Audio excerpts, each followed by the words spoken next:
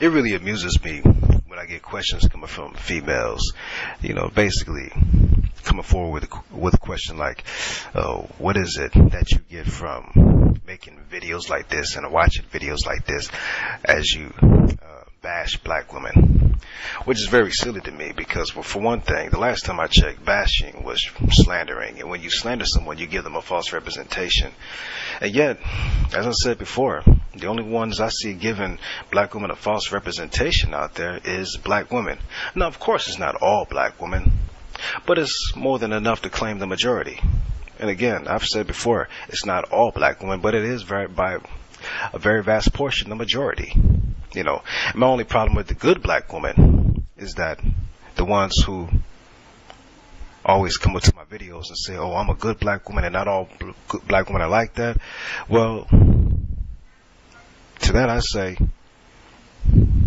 you have no business coming up to my page in the first place. Well, at least not with insults. If anything, you should be going out there confirming. If you got all that much energy to come at me, then you should have enough energy to put your own opinion up against those same behaviors that you know full and well misrepresent you every day.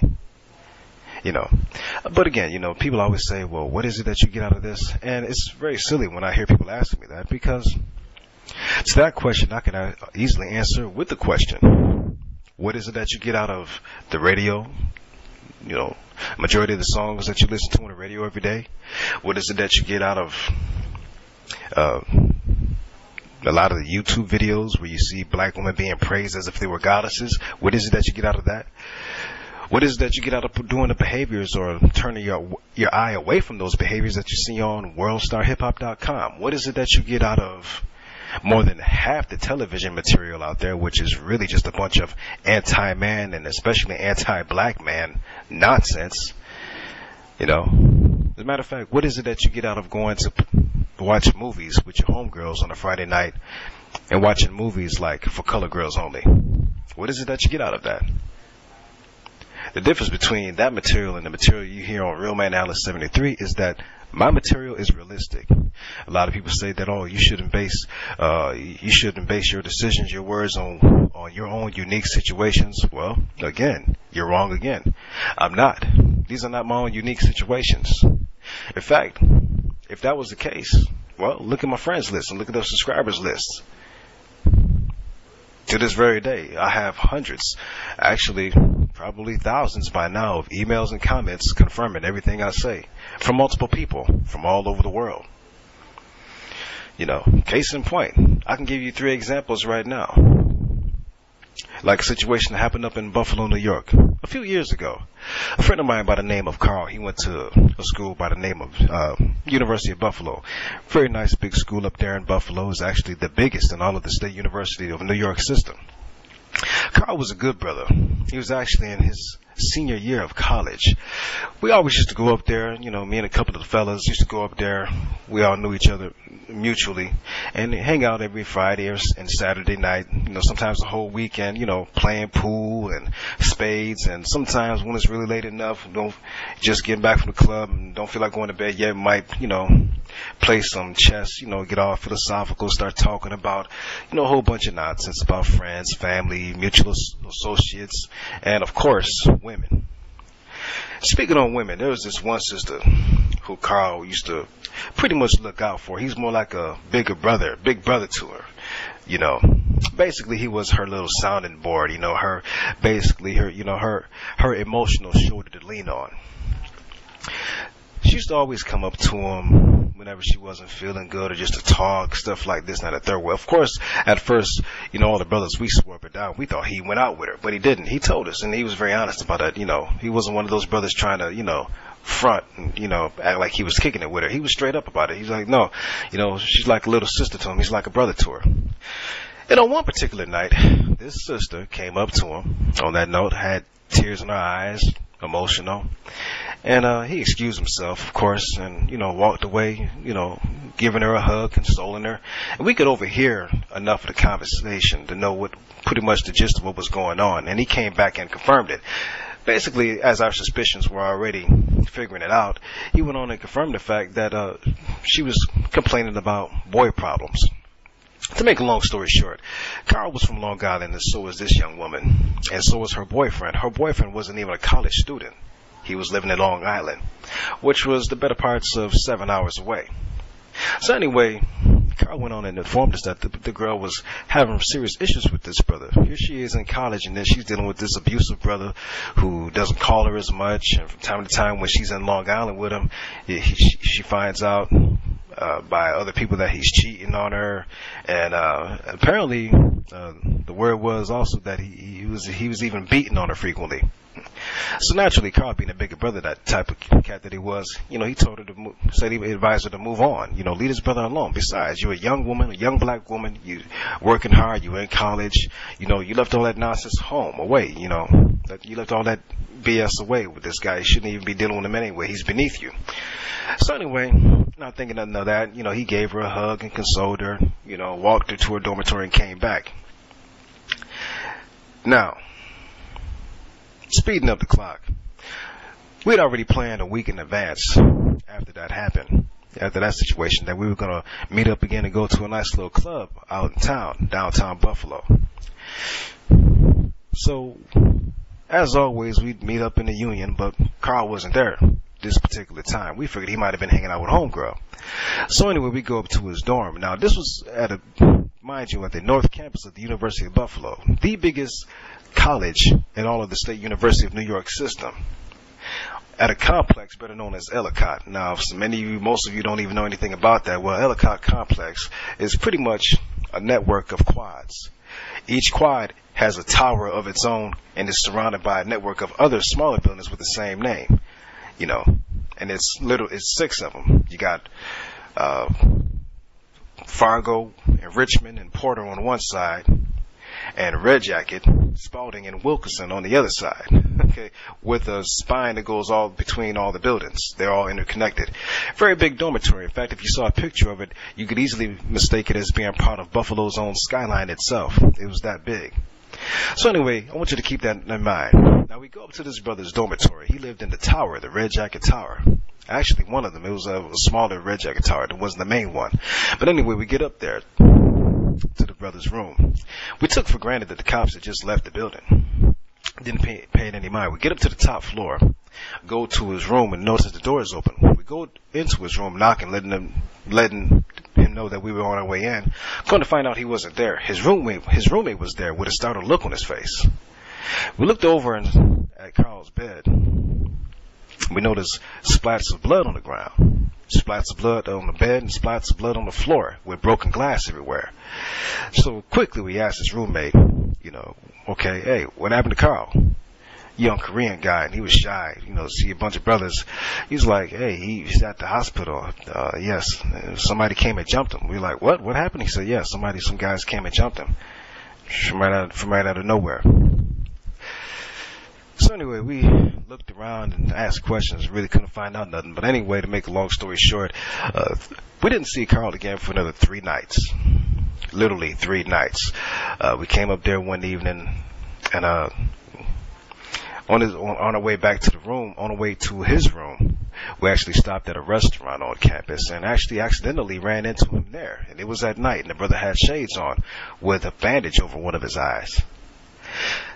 For some reason, I had already figured out exactly what had happened, but I needed to ask him anyway. Naturally, I was going to anyway out of concern, because this was a good friend of mine. And as you would have it, of course, my suspicions were confirmed to be totally correct. He said that some brothers that came and jumped him, and the brothers that came up there and jumped him, were jumping him because of what he told his friend, the young woman, his so-called friend. The main guy, the ringleader of it all, was the boyfriend, who was supposed to be the ex by now. The same boyfriend that she came crying on Carl's shoulders about, complaining about how much he was cheating on her and abusing her, not calling her, and doing her wrong, even beating on her from time to time. Right then and there now, I want you to go back and think about what I told you about the details about the size of this dormitory complex.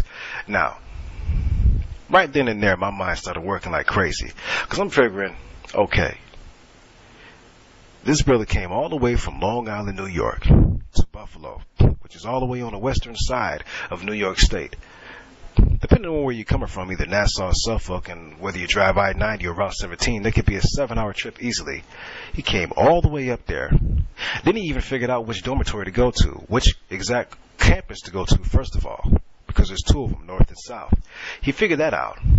Then on top of that, he figured out that getting to North Campus, he even knew which dormitory to go to. You had 3 major complexes up there. You had the Ellicott Complex, the Governor's Residence, and the Hadley Village, which is actually new. But it's a very big complex.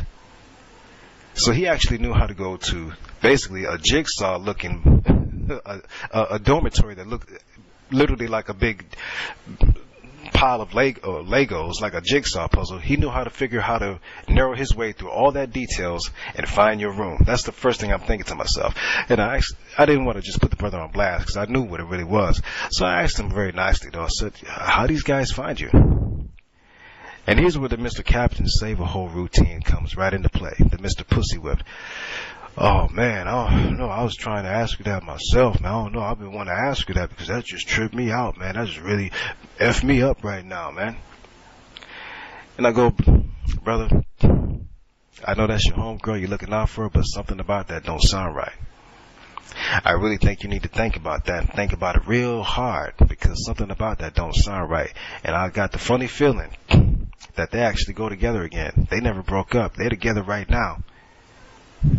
And the fact that this brother was able to find you, come all the way up here, come to this campus, the North Campus, the exact campus, go to the exact quad, and then go from the exact quad to the exact building, from the exact building to the exact floor to the exact room, that's an awful lot of details to have. Brother, this so-called friend of yours, this woman that came to you with her nonsense, this bullshit, she played you.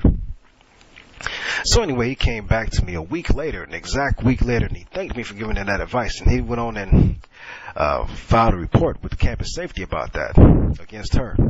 But of course, she got away scot-free. And so did the guys that came up there and gave him a beating and left him within inches of his life. Now I want y'all to think about that. This is a brother, a good brother, decent brother, hard-working brother. His only mistake was being naive enough to make a damsel in distress out of a hoe and trusting her.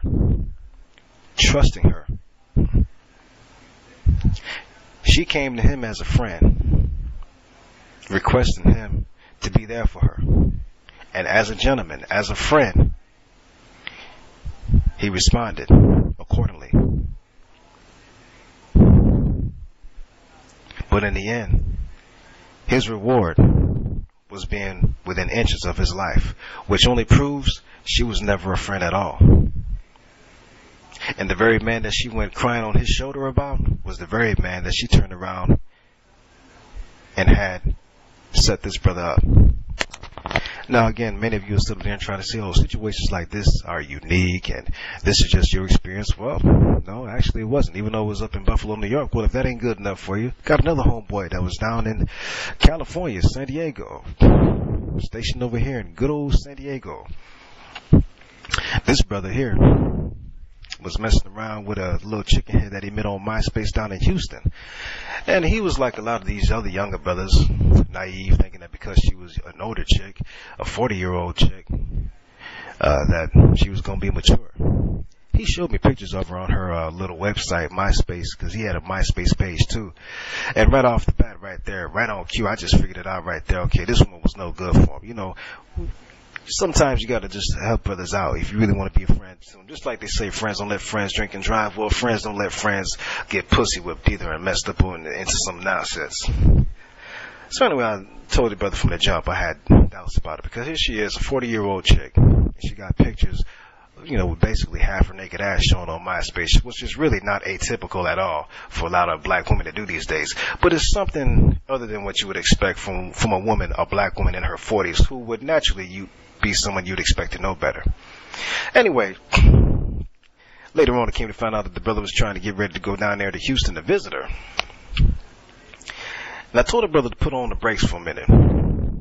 Got together with another cat. And we decided to help this brother out. We did some research on her page, tracked down one of the guys on her friends list, and found out that not only was she going out with this brother, she had even planned on marrying this brother. And this we found out through this brother's email. Exchanged emails and phone numbers. We even got to talk to the brother.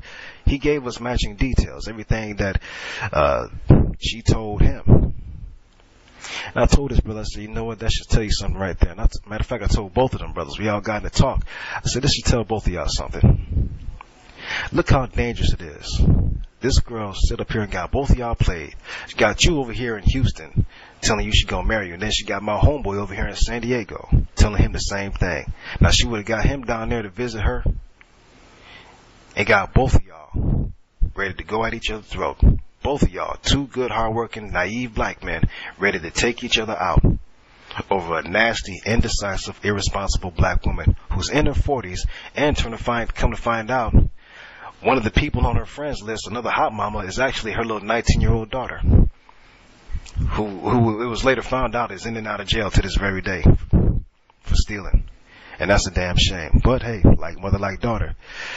This doesn't sound too dissimilar to things I spoke about in my little video about the generational curse. Black people is real out there.